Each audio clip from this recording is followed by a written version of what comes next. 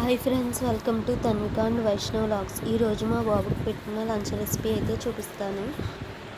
2.5 spoons rice and దోసకాయ అయితే వేసుకున్నాను. కూర దోసకాయ, ఎర్ర కందిపప్పు 1 టేబుల్ స్పూన్, కొన్ని వాటర్ పోసుకున్నాను. వాష్ చేసుకోవాలి బాగా, అప్పుడు వాటర్ అయితే పోసుకోవాలి. అందులో ఒక వెల్లుల్లి రెమ్మ అయితే వేసుకున్నాను అండ్ జీలకర్ర, వాము పౌడర్ అయితే 1/2 టేబుల్ స్పూన్ అయితే వేసుకున్నాను. 3 విజిల్స్ అయితే వేయించాక స్మాషర్తో స్మాష్ చేసుకోవాలి. స్మాష్ చేసుకుని బౌల్లోకి తీసుకుని బేబీకి తినిపించేయడమే.